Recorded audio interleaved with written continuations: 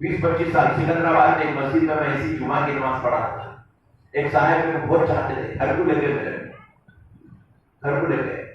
लेके जाके क्या करे मालूम है, पूरा उनके ज़कात के पैसे कितने हैं पूरा लिखा है ईमानदारी से, और ऑफिस में बैठे बैठे उन्हें पूरा हिसाब करे, इतने सोना है, बेटी का इतना है, बीवी का इतना है, बहू का इतना है, फिर इनके इतने पैसे जमा पूंजी, वो बैंक में थे, ये बैंक में थे, पासबुक का निकाल के पूरे बताए। मैं बोला बूढ़े गले बोलती है पैसे पूरा हिसाब करे तो 80,000 रुपए ज़कात निकल रही थी। 80,000 सोने की, पैसों की, इसकी 80,000 निकल। तो मैं उनको बोला 80,000 बोल दे, सूरत कितनी हो गई? मैं रियल मेरे साथ हुआ तो आशा में इतनी हो गई सूरत। अरे बोला दे दो भाई, क्या है अल्लाह की राह में, अल्लाह इसमें इजाफा करता। और ऊपर नीचे ऊपर नीचे ऊपर नीचे पूरा रमजान गुजरा, पट्टा दिया ही नहीं ज़कात, सारे टेंशन में 80,000 दे दूं, 80,000 दे दूं, टेंशन में दिया ही नहीं ज़कात। अल्लाह का बंदा ज़कात दिया ही नहीं, गरीबों का हाथ दिया ही नहीं। खाली सोचने सोचने में पूरा महीना निकल गया, ज़कात अदा हुई नहीं, टेंशन में पूरा पसंद था। और अल्लाह ताला भी ये जीव बंदे पैदा करे, भाई अल्लाह दिया कि अल्लाह का बंदा देने में टेंशन नहीं ले रहा हूँ ऐसा सब। तो फिर मैं कोई आइडिया देने वाला काम करो साहब, अब क्या करो, 40 दे दो। 40 जो है 2 महीने के बाद जो होगा इंस्टॉलमेंट, दिन का संभलना ना उसका है, तो दिन का कितने, तो मैं आइडिया दिया ऐसा करो आइडिया करो, तो भी सही पर अल्लाह के घर में बैठा हुआ हूं। उनके घर में जो है, जब बाबू का दौर चल रहा था, करंट की बहुत खतरनाक मुहिम चला। बाबू सीधा वो करंट वाले उसके बैटरियां लेके मार रहे, मीटरों पे क्या नहीं करे वो करके निकाले। तो 4 मीटर आपके खराब थे, 1 मीटर पे 20,000 रुपए का चालान पड़ा। कितने का? 20,000। कितने हो गए? 80,000। ज़कात दे रहे नहीं दिया, बाबू ले लिया। बंदा समझा नहीं खुदा की कुदरत को। हमारे उस्ताद मोहतरम ने हज़रत वलीउल्लाह हुसैनी साहब क़िबला रहमतुल्लाह अलैह नाम का जामे निज़ामिया में वलीउल्लाह हुसैनी नाम था। बहुत सही, अगर हम लोग जब पढ़ने गए तो बहुत सही फुलवर थे, बड़ी मुश्किल से 2 बच्चों के कदमों पे हाथ रख के आके बैठते थे, बैठ के पढ़ाते थे। बहुत बड़े आलिम दीन थे। जामे निज़ामिया उनको इंतकाल हुए थे, निज़ामिया से नहीं निकाला उनकी इल्मी सलाहियत की वजह से। तो हज़रत क़िबला जो है राजेंद्र नगर में आज से तकरीबन 30 साल 35 साल पहले घर बनाए थे, जब जंगल था पूरा राजेंद्र नगर। तो हम लोग जब आपके घर में जो है देखते थे, वो घर था, हाल तक वो घर था। तो हम जब पढ़ने जाने लगे तो वो दौर में हमारे को हज़रत क़िबला पढ़ने के लिए घर को आओ बेटे बोलते थे, किताब खत्म नहीं हुई तो एग्जाम सही रहे तो तैयारी करने घर को आओ। घर में गए तो पूरा इधर जंगल, मेन डोर लगाई था घर को। और पैसे वाले थे, बेटे अफ्रीका में थे पैसे वाले। हम लोग हज़रत को बोलते थे, हज़रत क़िबला ये रात में जंगल में आप रह रहे हैं, डोर न लगाए, आप टेबल लगा रहे हैं, सो जा रहे, क्या किस्सा है ये, रातों में चोर नहीं आता? तो बोले आया भी तो क्या होता बेटे, मैं ज़कात अदा कर दिया बात समझ रहे हैं, ये ईमान की ताज़गी, बेटे मैं ज़कात अदा कर दिया होते। तो ज़कात अदा करने वालों को माल के खसारे का, माल के नुकसान का, माल के ज़ाये हो जाने का खदशा नहीं रहता, अच्छा रहता। अब फिर और एक बात मैं आपको अर्ज करूं, फिर वो मीटर है जब 80,000 रुपए चालान पड़ा ना आपको, फिर वहां बात करने में मेरे कुछ लेके थे, बोले मौलाना आप चलिए जरा, मेरे को हिम्मत तो लेके मैं जाके बात कर रहा, बोला नहीं साहब वो रूल से नौकरी चली जाती है हमारी, बनना ही बनना। उसको भी मत के एक महीने के बाद बने और पूरे 80,000 रुपए। मैं बोला चीचा आप ज़कात दे देते ना, ये बला नहीं आती थी तुम्हारे को, फर्ज भी अदा हो जाता था, बला से भी बच जाते थे। फर्ज को फर्ज की जगह ठहरे हुए थे, हटाने उन्हें, वो 80,000 तो देना ही देना, अभी ये 80,000 भुगत पे चले गए तुम्हारे। तो मसाइल तो समझिए, अल्लाह तबारक व तआला हमारे को जो माल दिया वो पूरा का पूरा हमारा हक नहीं। अच्छा आप आपको एक छोटा सा सिंपल बात समझाने के लिए अर्ज कर रहा हूं, आप जो कुछ कमा रहे, जो कुछ भी आपके पास पैसा है, घर है, गाड़ी है, बंगला है, घर में अनाज है, राशन है, सब है, ये इसमें आपकी बीवी का हक है नहीं है? बोलिए नहीं, वो भी नहीं देते। ہے نا, بیگم کا حق ہے, بچوں کا ہے, سبحان اللہ, ہے نا, بچوں کا. اچھا آپ کی بہو آ گئی دیکھو, حالانکہ انہیں تو آپ کی بیٹی نہیں ہے, انہیں تو کسی اور کی بیٹی ہے, مگر آپ کے گھر میں آپ کی بہو بن کے آئی ہے, بتاؤ اس کا حق ہے نہیں ہے؟ تو آپ ذرا غور کیجیے گا, جس طرح آپ کے مال میں آپ کی بیگم کا حق ہے, آپ کے مال میں آپ کی اولاد کا حق ہے, آپ کے مال میں آپ کے ماں باپ کا حق ہے, آپ کے مال میں خیر کی بچی جب بہو بن کے آ جائے اس بہو کا حق ہے, آپ کے مال میں آپ کی بیٹی کا شوہر داماد بن کے آ جائے تو جیسا اس داماد کا حق ہے, خدا کی قسم اسی طرح آپ کے مال میں 2.5% کے حصے پر یتیموں کا حق ہے, غریبوں کا حق ہے, مفلسوں کا حق ہے, محتاجوں کا حق ہے, مسکینوں کا حق ہے. خدا رائے مسلمانوں, اس حق کو مارنے کی کوشش مت کرو, یہ حق ادا کرو.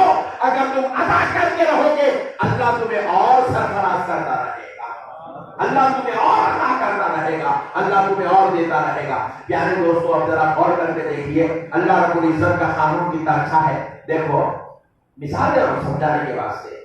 اب ہم یہ انتظامی کمیٹی ہے, مسجد میں انتظامی کمیٹی ہے, ہم ایک ذمہ داری دے دیے کمیٹی والوں کو, کیا مسجد کے پورے انتظامات دیکھ لینا.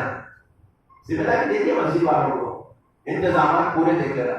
امام صاحب کی تنخواہ دے دینا, خطیب صاحب کی تنخواہ دے دینا, مؤذن صاحب کی تنخواہ دے دینا, مدرسے میں پڑھانے والے مول صاحب کی تنخواہ دے دینا, لائٹ کا بل بن دینا, نل کا بل بن دینا, صاف صفائی کا معاملہ دیکھ لینا, خادموں کی تنخواہیں دے دینا, سب دے دینا. یہ دے دینا. اور کیا ہونا, کیا کرتے جمعے کو جمعہ کو نظر دیتے جاتے, مسجد کو نظر, یہ لو بھائی 200 روپے, 500 روپے, 1000 روپے, 2000 روپے نظر دیتے جا رہے, دیتے جا رہے, دیتے جا رہے. کیوں دے رہے صاحب؟ تاکہ مسجد کے خدمت گزاروں کا خیال کیا جائے. لیکن اگر خدا نہ خواستہ مسجد کے خدمت گزاروں کو 6 مہینے سے تنخواہ نہیں ملی, آپ پیسے دیتے ہیں؟ کوئی پہلے جمع کرے سو دیو من صاحب کہاں رکھے, آپ کھول کے پوچھتے آپ نہیں. مطلب آپ اسی آدمی کو پیسے دیتے ہیں جو دوسروں پہ خرچ کرتا ہے, آپ اس کو پیسے نہیں دیتے جو خرچ نہیں کر رہا. بیگم بھی کیا کر دیں, گھر میں آپ پیسے ختم ہو گئے تو پھر آپ 500 روپے نکال لیتے, 100 دے دوں. کل دیانا جی پیسے کیا ہوئے ہے, وہ رکھے تھے, پہلے وہ خرچہ کرو بولتے, آپ لوگ نہیں بولتے. خدا کا نظام بھی ایسی ہے,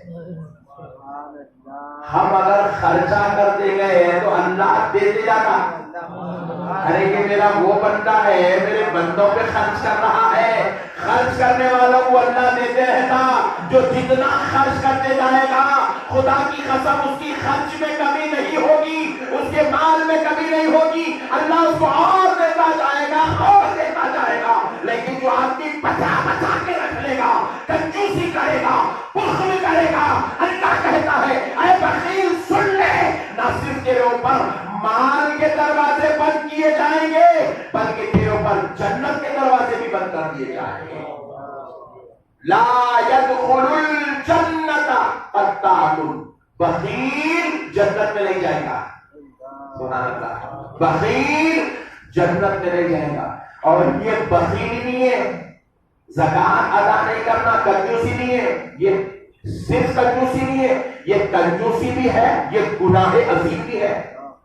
کیوں گناہ عظیم ہے؟ کیونکہ زکات کا ادا کرنا فرض ہے, فرض ہے.